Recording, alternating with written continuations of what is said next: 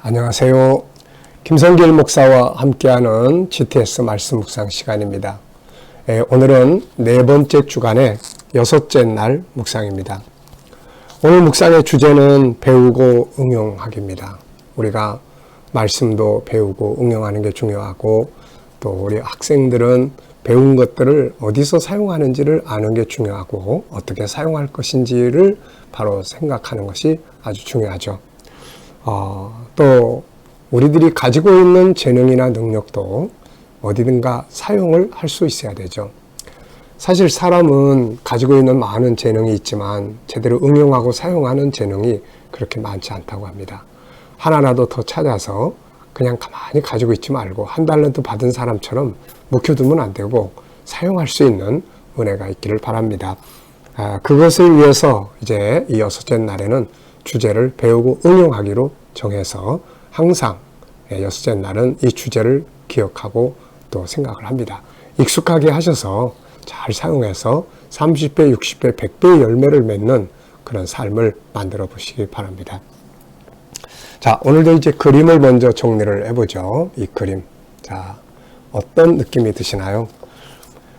뒤에서는 불타고 이제 많은 사람들이 기쁨과 즐거움의 표정을 가지고 거기서 나와 뭔가 새로운 땅을 향해서 가는 그런 모습을 보여주고 있는 것 같습니다. 저는 여기서 두 가지의 느낌을 적었어요. 하나는 너무 감사하다. 너무 감사하다. 여기에 이 부류에 속한 사람들 너무 감사하다. 왜? 불타는 세상에서 구원받아서 하나님 나라에 들어가니까요. 두 번째는 참 행복하다. 이제 이들에게는 이제 모든 눈물과 고통과 괴로움이 다 끝나고 수고한 대로 상 받고 영광을 받고 영생의 복을 누릴 것이기 때문에 그렇습니다. 자, 두 번째 내용이에요. 그림 속의 내용물을 찾아보는 것입니다. 자, 우선 눈에 보이는 것들을 찾아보고 보이지 않는 것들을 또 살펴볼 수 있기 바랍니다. 우선 눈에 보이는 건 불타는 세상 뒤에 세상에서 나와 천국으로 들어가는 사람들, 또 어린아이가 손가락을 가리키고 있네요. 주변에 꽃밭도 있고 하늘도 있고. 자, 보이지 않는 것은 무엇인가요? 하나님의 은혜, 또 하나님의 그 사랑하심과 보호하심, 또 예수님의 십자가, 주님의 십자가도 십자가의 은혜가 결국 이렇게 구원해내잖아요. 그래서 또 앞에 있는 천국, 그날을 향해서 가는, 그리고 그곳에서 누리게 될 행복, 이런 것들은 참 다 보이지 않지만은 작용하고 있는 그런 내용들이죠. 그래서 우리가 뭘 하든지 일단은 보이는 부분만을 보지 말고 보이지 않는 부분들을 바르게 찾아내는 것이 아주 중요한 일입니다. 자, 세 번째입니다. 그림에서 가장 중요한 것은 무엇인가요? 자, 그림에서 가장 중요한 것은 구원이라고 전 적었습니다. 불타는 세상에서 건짐받아서 하나님 나라에 들어가는 이 구원. 자, 네 번째입니다. 그림을 보고 떠오르는 이야기나 사람, 성경 적어보기입니다. 자, 저는 5가지나 적었습니다. 이 내용을 보면서 참 떠오르는 게 많아요. 우선 첫째는 갈대아우르에서 바벨론 갈대아우르에서 떠나서 가나안 땅으로 들어가는 아브라함, 또 창세기 19장의 소돔성에서 나오는 롯과 그 가족들. 세 번째는 애굽에서 나와서 새하늘과 가나안 땅으로, 새로운 땅으로 들어가던 이스라엘 백성들의 모습. 네 번째는 바벨론에서 나와서 예루살렘으로 돌아가는 유대인들의 모습들. 그리고 이제 다섯 번째는 이 세상에 불신의 자리, 마귀의 자리에서 나와가지고 믿음의 자리로 들어온 우리들의 모습들. 그리고 이제 맨 마지막에는 불타는 세상에서 나와서 새하늘과 새 땅으로 들어가는. 그래놓고 보면은 기독교는 바로 죄악된 세상에서 나와가지고 예루살렘, 하나님의 나라, 가나안 땅으로 돌아가는 것이 바로 신앙의 본질이다 하는 걸 느끼게 합니다. 자, 그림의 전후 상황. 현재 그림을 앞에 놓고 앞에 그림은 어떤 그림을 그릴 수 있을까요? 핍박 속에서도 믿음을 지키는 성도들의 그림을 그려볼 수 있을 것 같고요. 다음 그림은 이제 영원한 영광. 이들이 이제 상 받고 기업을 누리고 천사들이 이들을 섬기고 이 땅에서 수고한 대로 상 받는 이런 장면들을 그려볼 수 있을 것 같습니다. 자, 오늘도 우리 본문 말씀을 우리 다 같이 한번 읽어보겠습니다. 4, 2, 2, 3. 오늘 여섯째 날이니까 이제 거의 아마 암송을 하셨을 거예요. 4. 그러면은 쫙 내용의 흐름이 있잖아요. 2. 네. 그 다음에 또 2. 그 다음에 뒤에 3. 네. 자, 그래서 이 말씀을 우리가 뭐 완벽하게 문자대로 다 외우지 못해도 그 내용의 흐름, 하늘이 열린 것을 보고 백마를 타고 오시는 분이 있는데 그분의 이름은 충신과 진실이다. 공의로 싸우더라. 그 눈은 불꽃 같고 그 머리에는 관들이 있고 또 거기에 이름 쓴 것인데 자기밖에 아는 자가 없더라. 또 핏뿌린 옷을 입었는데 그 이름은 하나님의 말씀이라 하시더라. 네. 자, 이렇게 내용의 흐름은 우리가 암송할 수 있잖아요. 네. 자, 한번 읽어보겠습니다. 또 내가 하늘이 열린 것을 보니 보라 백마와 그것을 탄 자가 있으니 그 이름은 충신과 진실이라. 그가 공의로 심판하여 싸우더라. 그 눈은 불꽃 같고 그 머리에는 많은 관들이 있고 또 이름 쓴 것 하나가 있으니 자기밖에 아는 자가 없고 또 그가 피 뿌린 옷을 입었는데 그 이름은 하나님의 말씀이라 칭하더라. 하늘에 있는 군대들이 희고 깨끗한 세마포 옷을 입고 백마를 타고 그를 따르더라. 2. 그의 입에서 예리한 검이 나오니 그것으로 만국을 치겠고 친히 그들을 철장으로 다스리며 또 친히 하나님 곧 전능하시니 맹렬한 포도주 진노의 포도주를 밟겠고 그 옷과 그 다리에 이름을 쓴 것이 있으니 만왕의 왕이요 만주의 주라 하였더라. 또 내가 보니 한 천사가 태양 안에 서서 공중에 나는 모든 새를 향하여 큰 음성으로 외쳐 이르되 와서 하나님의 큰 잔치에 모여 왕들의 살과 장군들의 살과 장사들의 살과 말들과 그것을 탄 자들의 살과 자유인들이나 종들이나 작은 자나 큰 자나 모든 자의 살을 먹으라 하더라. 또 내가 보매 그 짐승과 땅의 임금들과 그들의 군대들이 모여 그 말탄 자와 그의 군대와 더불어 전쟁을 일으키다가 짐승이 잡히고 그 앞에서 표적을 행하던 거짓 선자도 함께 잡혔으니 이는 짐승의 표를 받고 그의 우상에게 경배하던 자들을 표적으로 미혹하던 자라. 이 둘이 산채로 유황불 붙는 못에 던져지고 그 나머지는 말탄 자의 입으로부터 나오는 검의 죽음에 모든 새가 그들의 살로 배불리더라. 아멘. 네. 자, 어제 오늘 감사한 일들 쭉 적어 보시기 바랍니다. 자, 1번입니다. 1번은 이제 이 19장에 대한 설명입니다. 네. 창세기 3장은 두 가지 싸움을 예언하고 있는데 하나는 마귀와 교회와의 싸움이요. 또 하나는 마귀의 후손인 적그리스도와 여자의 후손인 예수님과의 싸움입니다. 이 싸움은 창세기 4장에서 가인과 아벨의 싸움으로 시작해서 본장에 재림하시는 예수님과 마지막 적그리스도와의 싸움으로 끝나게 됩니다. 자, 마지막 싸움이죠. 시작된 첫 번째 싸움은 가인과 아벨로부터 시작을 하고 자, 오늘도 이 싸움은 계속되고 있죠.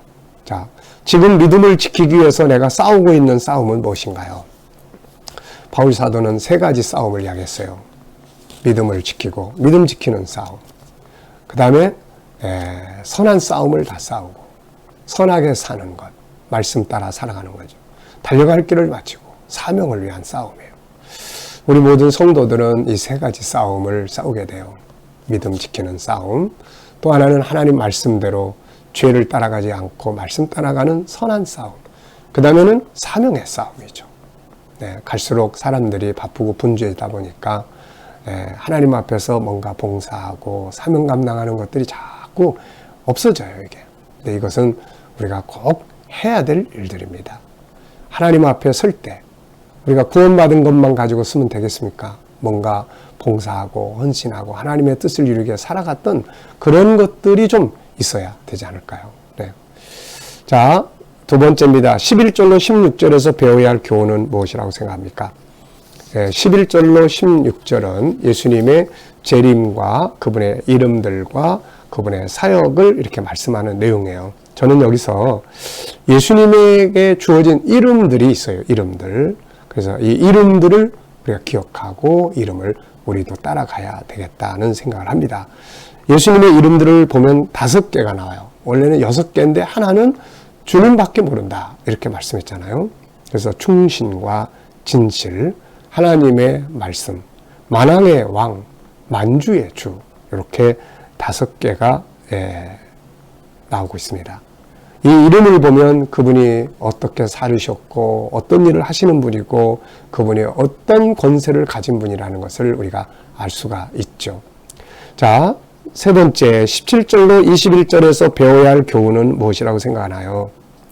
17절로 21절은 이제 천사가 하나님의 잔치에 새들을 초청하고 짐승과 그 무리들이 예수 그리스도와 싸워서 결국 붙잡혀서 지옥불에 던져지고 남은 자들이 다 심판받아서 새들이 그 시체들을 먹는, 이제 살을 먹는 이제 이런 내용들이에요. 참 비참한 일이죠.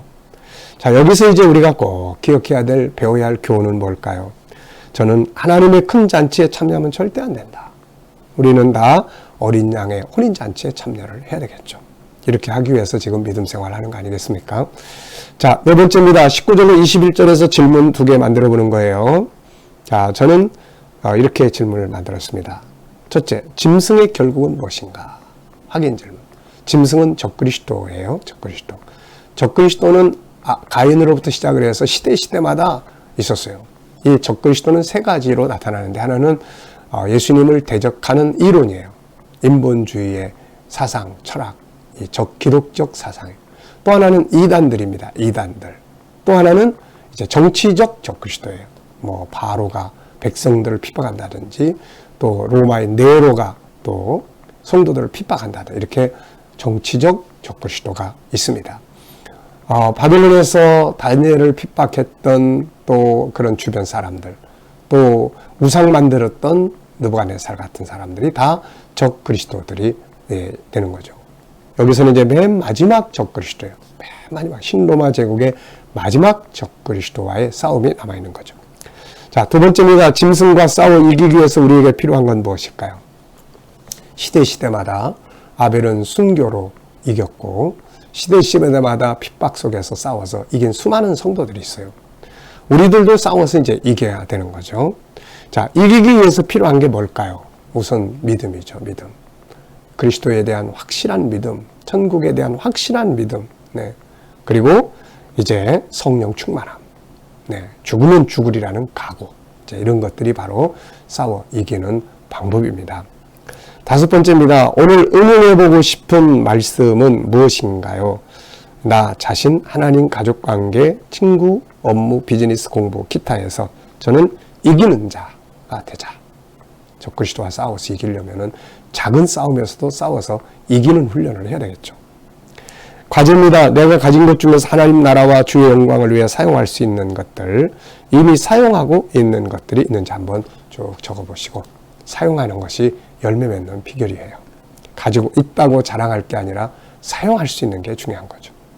자, 기도문입니다. 이 재능 개발이죠. 오늘의 기도 제목은, 재능 개발의 기도 제목은 소금이 되는 것, 업무적 능력이에요. 빛, 거룩성, 영향력 미치는 사람, SQ, EQ, IQ 개발, 장점 찾아 전문가 되기, 배움과 응용의 능력 키우기, 융합의 능력을 키우고, 도전정신, 주도적 삶, 자기 반성하기, 책임감 키우기, 이런 것들이 우리가 개발해야 될 능력들입니다. 자, 오늘도 본문 말씀 기억하면서 하루를 승리하시기 바랍니다. 기도하고 마치겠습니다. 주님 감사합니다.